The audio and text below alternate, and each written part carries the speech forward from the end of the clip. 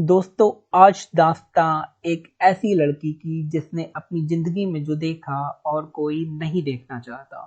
उसके साथ जो हुआ वो दिल दहला देने वाला था। शायद इस कहानी को सुनने के बाद आप दोबारा कभी सुन ना पाए। भारत से हजारों किलोमीटर दूर जापान में जुनको का जन्म 22 नवंबर 1972 को हुआ था।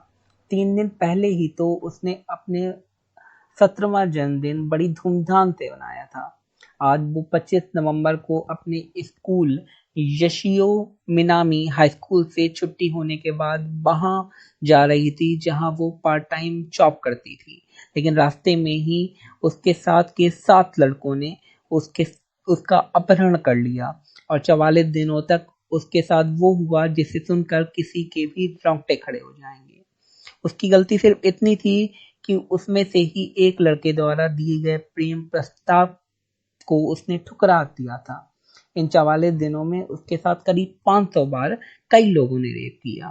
तो दोस्तों, आप स्क्रीन में देख पा रहे हैं, यही हैं वो 4 लोग जिसने इस छोटी सी लड़की के साथ वहशीपन की हदें पार कर दी।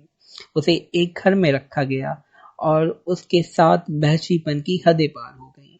उसे भूख लगने पर जिंदा कॉकरोच और तिलचट्टे खिलाए जाते थे और प्यास लगने पर उसे अपना ही यूरिन पीना पड़ता था। बिजली के बल्ब उसके गुप्तांग में डाल दिए जाते थे और छाती को सुई और धागे से सिला जाता था। उसके शरीर के कई हिस्सों को चाकू से काटा भी जाता था। उसकी आंखों में मोमबत्ती रखी जाती थी जब तक वो पूरी जल नहीं जाती थी। उसे सिगरेट के दाग दिए जाते थे।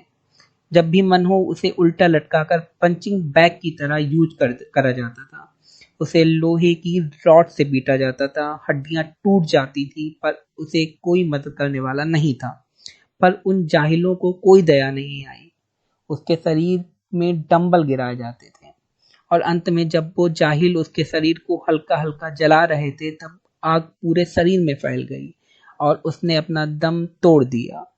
बाद में उसके शव को 55 गैलन के सीमेंट से भरे हुए ड्रम में डालकर फेंक दिया गया और उसके उसके शरीर को 1 साल तक बरामद ही नहीं कर पाया गया। जब ये कहानी पता चली तो इसे दबाने की कोशिश हुई।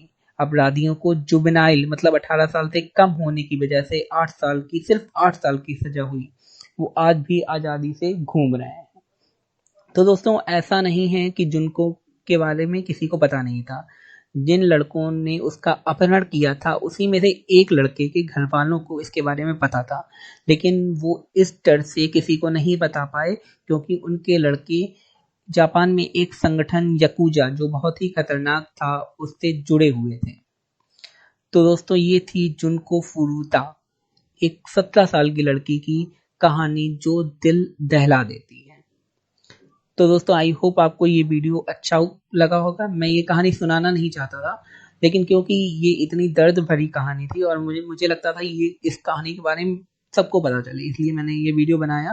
तो दोस्तों, ये कहानी को ज़्यादा से ज़्यादा आप अपने फ्रेंड से शेयर करें जिससे लोगों को पता चले कि कैसे कैसे लोग दुनिया में पड़े हुए हैं और कैसे कैसे वो खुद को सिक्योर रख सकते हैं।